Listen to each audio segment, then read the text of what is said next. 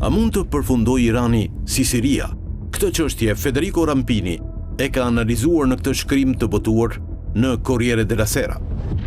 Ofensiva izraelite përveç objektivit kryesor për të bllokuar planet bërthamore të Teheranit, evokon një operacion për përmbysjen e teokracisë së ajatollahëve. Netanyahu ka folur për këtë dhe faktet peshojnë për tej fjalëve. Përzgjedhja e objektivave ushtarake të goditura nga izraelitët ka qenë në përputhje me deklaratën se kjo është një luftë kundër Republikës Islamike, jo kundër Iranit. Në fazat e para, forcat e armatosura të Tel Avivit goditën instalime ushtarake dhe udhëheqjes të ushtrisë.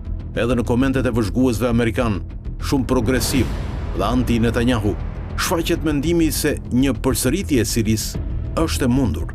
Pra një dëbim i Khameneit pas atit Asadit, i cili ishte mbrojtur nga ajatollahët për një kohë të gjatë. Një element vendimtar është suksesi i shumëfisht i Mossadit. Pas saktësisë së sulmeve të kryera, qëndron ky realitet. Shërbimet sekrete të Mossadit kanë një rrjet infiltruesish dhe bashkëpunëtorësh brenda regjimit të Teheranit. Mossadi ka një lojë të lehtë në rekrutimin e spionëve në Teheran. Në parim, Trump është i kujdesshëm për të tërhequr në operacione ndryshimi i regjimi dhe ndërtimi kombi jashtë vendit. Megjithatë, Netanyahu i ka dhënë mundësinë e një suksesi historik, pasi asnjë president amerikan nuk e ka zgjidhur çështjen persiane që nga viti 1979. Si provë e këtij ndryshimi të klimës në Shtetet e Bashkuara, lexoni një gazetar të njohur për anti-Netanyahun, Thomas Friedman i New York Times. Ai shkroi se është shumë herët për të thënë se si konflikti i vitit 2025 midis Izraelit dhe Iranit do ta ndryshojë lojën e madhe të lindjes së mesme, por rezultatet e mundshme janë të shumta. Nëse Izraeli ka arritur të dëmtojë programin bërthamor të Iranit, ky do të ishte një fitim i rëndësishëm ushtarak, i mjaftueshëm për të justifikuar operacionin. Por nëse Izraeli dështon dhe Irani arrin të rindërtojë aftësitë e tij bërthamore dhe ruan kontrollin mbi kryeqytetet arabe, një luftë raskapitëse do të shpërthente.